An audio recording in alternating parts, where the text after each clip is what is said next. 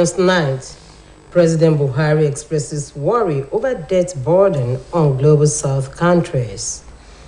Governor Adeleke commends President Buhari over assent to electoral law. While on the foreign scene, UK pledges heavy weapons to Ukraine in war against Russia. Good evening, and we're glad to have you join us on the major reports. I am Olubunmi Ajiboye Agbuola. President Muhammadu Buhari has called on the 120 members of Global South to agree on a common agenda regarding ways to reduce the increasing burden of debt. The president made the call when he participated in the virtual Global South Summit from the presidential villa in Abuja. The Global South Summit is hosted by India and it brings 120 developing countries together, while the theme for this year's summit is unity of voice and unity of purpose. President Buhari hailed India's emergence as a voice of the Global South, considering the role the country played during its 2-year term as the United Nations Security Council and the humanitarian gesture it extended during the COVID-19 pandemic. The Nigerian leader urged leaders of the Global South to work out ways to address inflation in the region of the world to further intensify efforts to facilitate the flow of foreign direct investment using its leverage as president of G20.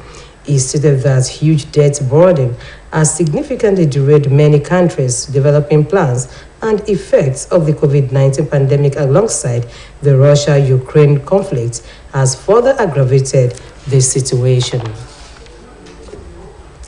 In another development, President Muhammadu Buhari has promised to consider the request for assistance made by Governor Ademola Adeleke of Osun State, who was at the State House on a thank-you visit. The governor, elected on the platform of the People's Democratic Party, was on a visit to appreciate the president for providing a level playing field in the election that held last July. Governor Adeleke, while expressing gratitude, said he was a beneficiary of the new electoral law signed by the president as it paved the way for free and fair elections, ruling out ballot box snatching and stuffing. He recalled the role of the security agencies who followed the instruction to be fair and firm, adding that President Muhammadu Buhari demonstrated the virtues of a good leader regardless of political party differences. The governor believed that free and fair elections will be one of the greatest legacies President Buhari would bequeath to the country, as the development is already being applauded at home and abroad. He gave his priorities in Osun State as the development of agriculture, education, and investment drive. Osun State Governor, Senator Ademola. Hello to Mr. President and thank him for signing that electoral act, because I benefited from it. That paved way for free and fair election. And all the international community, they are applauding Nigeria, that Nigeria is set for democracy. So that is why I'm here today, to see him and I'm thanking him and I'm wishing him well. Osun State Governor, Senator Ademola Adeleke, has assured the people that his government will be based on the principle of fear of God, fairness, and adherence to the rule of law. Senator Adeleke said this while addressing some ministries and government agencies in the state. Saheed Adeboje has details.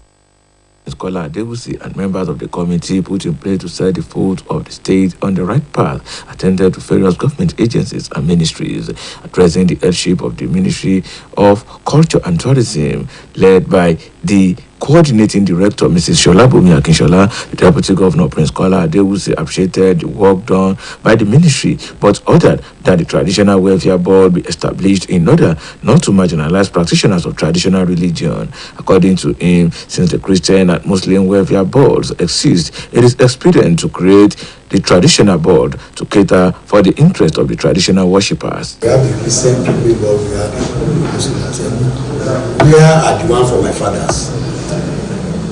But that become the leader doesn't back down. We won't label ourselves too much on that. At think it's well noted here that we should look for a way to incorporate our Balawa into it. It is very, very essential. Just as he did while addressing the Ministry of Culture and Tourism, the Deputy Governor, while speaking with the leadership of the Bureau of Social Services, led by Mr. Oluwole Ajiwole, urged them to ensure that the supervising work assigned to them are done with basis of fairness and not through monetary influences. Prince Adesanya Olokwade led the leadership of Osun Microcredit Agency. At the briefing, he intimated members of the committee on the activities of the agency, which he said includes awarding loans to individuals, cooperative growth, and small and medium-scale businesses. Responding, the Deputy Governor, Prince Kola Adewusi, appreciated the leadership of the agency for not incurring bad debt since its creation. He assured that the present administration will support the agency in its bid to making life more bearable for an average resident of Osun State. From the office of the Deputy Governor, Justice Said Adeboje reporting. Nigerians have been advised not to be apprehensive on the forthcoming general elections, as proactive measures are being put in place to ensure that the conduct of the poll is not threatened by any form of insecurity. The Public Relations Officer of Osun State Command of the Nigerian Police, SP Yemisi Opalola, said this while speaking with Osbc News after featuring on an Osbc TV current affairs program Saturday Morning Trade. The police spokesperson also said that enough security has been provided for all INEC offices and property, as well as prospective voters. Mrs. Opalola urged parents to warn their children against being used for any form of electoral malpractices. She speaks further. The election is going to hold, like the federal government has said.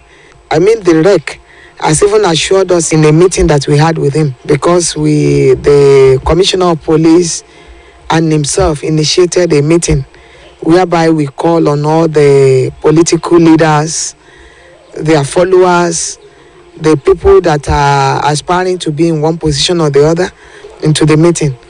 And the Commissioner of Police has addressed them. Also, the REC also addressed them. And I know it's going to be hitch-free. The federal government says Nigeria will not necessarily need natural gas and crude oil to meet its energy demand, as renewable energy is projected to provide 60% of the country's energy demand. The federal government, in collaboration with the International Renewable Energy Agency, disclosed this at the launch of the Nigeria Renewable Energy Roadmap in Abu Dhabi, United Arab Emirates. It stated that the development is projected to enable Nigeria to save 40% in the natural gas and 65% in oil needs at the same time as it would be realized in less than 28 years from now.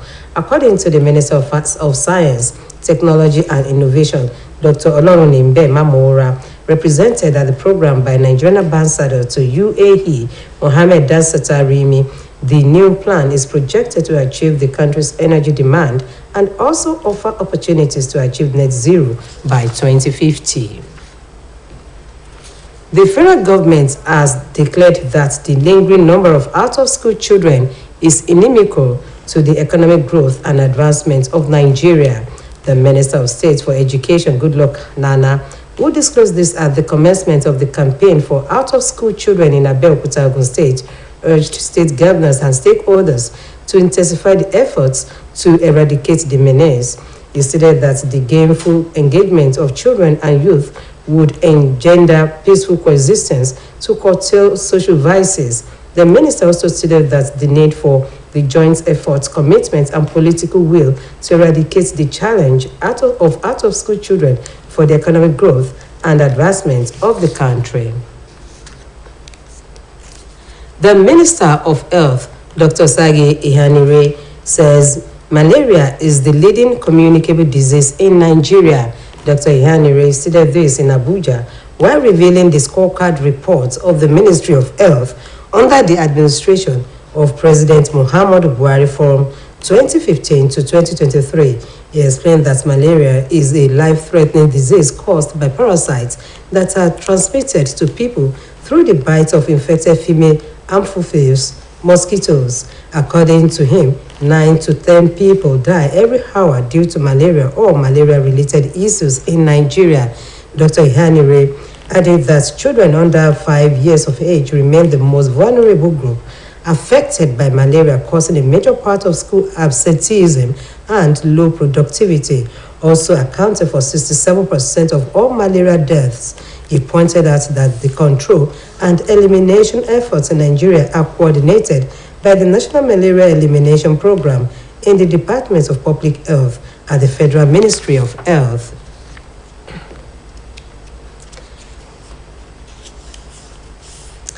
The Chief Judge of the Federal High Court, Justice John Soho, has announced the appointment of 9 new judges for the court, apart from the earlier 15 judges recently approved that has been pending.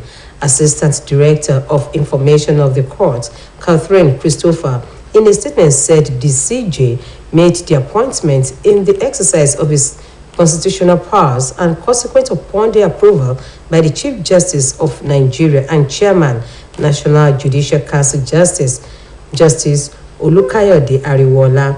The statement added that the exercise for the consideration of candidates for possible appointment to the bench of the Federal High Court with regards to Bayelsa, Ebonyi, Gombe, Ogun, and Oyo State would commence in earnest. The statement further indicated that recommendations are to reach the chambers of the Chief Judge of the Federal High Court on or before 28 February 2023. The Niger State Command of the National Drug Law Enforcement Agency has arrested 137 drug suspects. The state commander, Mr. Aruna Kwatishe, announced this during its scorecard for the year 2022 in Minna, the state capital.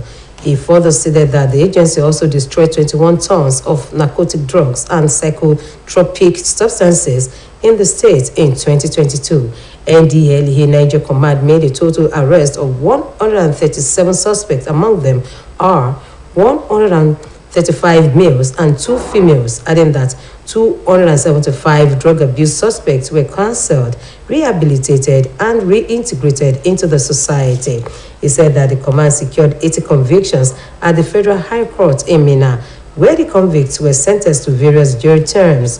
The NDLEA boss said that the year under review was memorable to the commands as it receives 2 awards from the national headquarters of the agency as the state's best headquarters in drug demand reduction. Death has been described as an inevitable end for all mankind, irrespective of his age, status, or religious inclinations. It therefore calls for the need for man to reassess his life and do the will of the Almighty Allah. This followed the crux of the messages of Islamic clerics at the burial of Alhaja Alimatu Sadiat Adelu, held at Asarudi Central Mosque, Oshogbo. Oluwatobiloba Odunoga reports. Allahu Akbar. Allahu Akbar. Allahu Akbar. Allahu Akbar. The final home journey of Alhaja Alimatu Sadiat Adelu, held at the Asarudi Central Mosque, Oshogbo, attracted dignitaries from far and near, including chiefs, politicians, and top government functionaries, families, and well-meaning individuals. In his words of admonition at the burial of late Alhaja Alimatu Adelu, Chief Imam Olododo Alhaji Yahya Balogun maintained that whatever a man sows he shall reap, adding that there is need for everyone on earth to serve Almighty Allah with what they have. The clerical enjoined all to live their lives like death will be coming in handy the next day. Noted that the world is a marketplace and a place has been prepared for all mankind in the afterlife. Alhaji Balogun urged all to always do things according to how the Holy Quran has instructed, adding that the joy of it all is that Almighty Allah is always pleased with anyone who serve him wholeheartedly.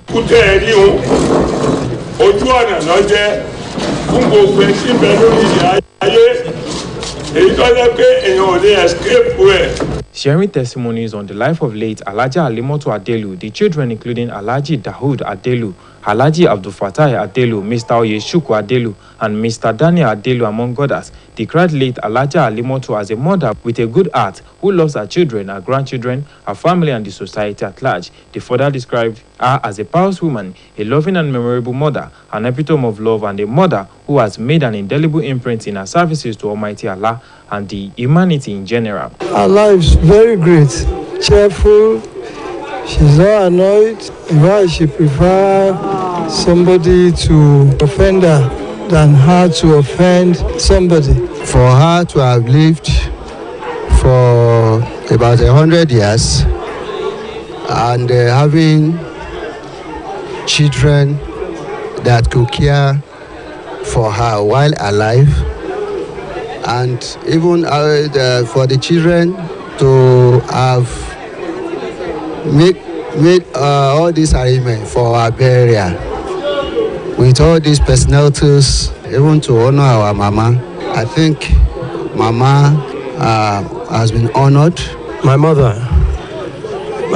was one in a million. Fantastic, motherly, fabulous, caring, pious, wonderful woman. I tell you, I never conjectured that Allah subhanahu wa ta'ala would take my mom away so soon. She died slightly over 100 years old. Prayers were offered to Almighty Allah for the progress of the children, the grandchildren, families, and that of the community. The remains of late Alhaji Alimoto Adelu were later committed to Mother Earth at the Ansarudeen Central Mosque Cemetery in Oshogbo, Osun State Capital. Oluwa Tobiloba, Odunuga, Osbc News. We now go on a commercial break. Major report continues shortly. Please stay tuned. Iskini, báwo la ti fẹ́ sanwó ni? Farabalẹ̀. 1,000.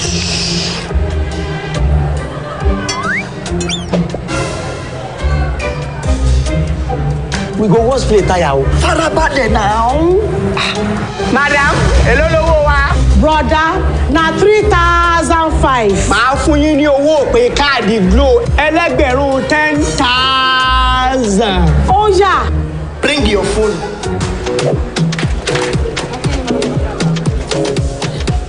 Ha! 10,000. 10,000. People now, wow. 1,000 naira credit. Now you are turn to 10,000. No. All of us don't know about Glo Berekete. Ní ìlọ́po mẹ́wàá nísìnyí. Ṣé o ti gbọ́? Ìlọ́po mẹ́wàá ló máa gbà lórí iyekíye tó o bá rà sórí ohun ìpè Glo Berekete 10 times rẹ. I told you. Now what go tell? You are welcome back to the major reports, and we now move on to the sports segment of the bulletin.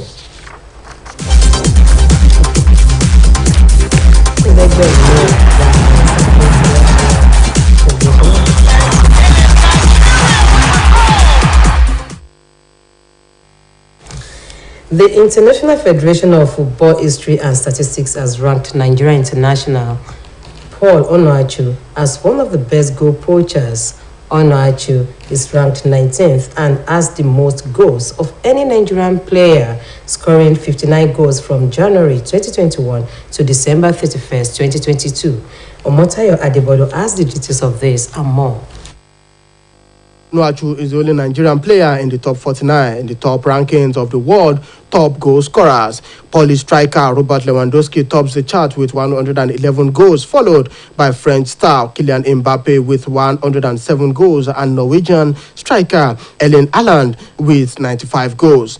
28-year-old ranked above Senegal and current African Footballer of the Year Sadio Mane. Argentina and Inter Milan striker Lautaro Martinez has 29 and Uruguayan striker Darwin Nunes with 41 goals. The Nigeria international has been in prolific form for Genk this season and has scored 14 goals in 16 league appearances for the Limburgers in the Belgium Jupiter Pro League. Meanwhile, Manchester United have signed Netherlands striker Wout Weghorst on loan for the rest of the season. The 30-year-old was on loan at Turkish side Besiktas from Burnley, but has ended the move early to complete a switch to Old Trafford, where Odd scored 8 times and provided 4 assists in 16 league appearances for Besiktas, while adding 1 goal in 2 Turkish Cup outings. Manchester United are paying Burnley a loan fee of around £2.6 million, with the Clarinet paying £2.5 million to Besiktas. The Red Devil are covering wages in full as part of the deal, with no options or obligation to buy. He joined Burnley last January in a £12 million move from German side Wolfsburg, but only scored twice as the Clarinet were relegated from the Premier League to the Championship. In the meantime, top seed Rafael Nadal says he is vulnerable to losing against rising British star Jack Draper in the Australian Open first round. Spain's Nadal, the defending men's champion, has lost 6 of his past 7 matches, a run stretching back to last year's US Open. Draper, who is 21 years, has emerged as one of the tour's hottest prospects and reached the Adelaide semi-finals this week. Nadal won the Australian Open title last year, a few months after facing concerns that a foot injury might force him to retire. Another major victory followed at the French Open. The tournament he has won 14 times, taking him to 22 Grand Slam titles and clear of long-time rivals Roger Federer and Novak Djokovic. In another development, Emma Raducanu says she fully trusts the ankle injury that threatens her participation at the Australian Open. The 20-year-old Briton rolled her left ankle in Auckland 9 days ago, but she says she is ready to play in Melbourne. Raducanu, ranked 75 in the world, faces Germany Tamara Korpacci in the first round next Monday. Raducanu, who stunned the world by winning the 2021 US Open as a teenage qualifier, has been open to put behind her the injury problems that marred her first full year on the WTA tours. Omotayo Adebodun, Osbc News.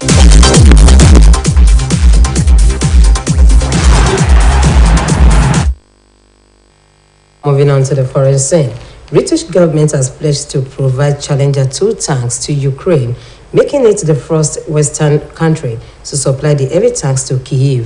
Kayode Adebayo has details of this and the rest. According to Ukrainian President Volodymyr Zelensky, the tanks were a sign of the UK's ambition to intensify its country's support to Ukraine. The pledge saw a swift reaction from Russia, which warned it will only intensify the conflict. President Zelensky thanks the UK for making decisions that will not only strengthen its country on the battlefield but also send the right signal to other partners. The Russian embassy in the UK said bringing tanks to the conflict zone, far from drawing the hostilities to a close, will only serve to intensify combat operations, generating more casualties, including among the civilian population. Meanwhile, the hardline head of Hong Kong's National Security Agency has been appointed China's top representative in the city as Beijing tightens its grip since 2019 democracy protests. The State Council has appointed Zheng Yanxiong, aged 59, to lead the central government's liaison office in Hong Kong with immediate effect, replacing Luo Weiming. Zheng led Hong Kong's National Security Agency since its inception in 2020, when Beijing imposed a sweeping national security law on the finance hub after the huge and often violent protests. According to reports, the agency under Zheng oversaw the implementation of the security law, which has since been used to prosecute dozens of activists. Peruvian President Dina Boluarte insisted she will not step down after another day of protests and roadblocks throughout the country saw calls for her resignation and the arrest of a trade union leader with supposed links to Maoist rebels. Supporters of ousted President Pedro Castillo have marched and barricaded streets around the South American country since December, demanding new elections and the removal of Boluarte, his successor and former vice president. Boluarte said in an address broadcast on state TV that some voices that have come from the violent and radical factions are asking for her resignation, provoking the population into chaos, disorder, and destruction, but she will not resign due to her commitment with Peru. Kayode Adebayo, Osbc News. And that ends the major report on Osbc TV. It was edited by Kayode Adebayo. I'm Olubumi Ajiboye Agbola saying good night.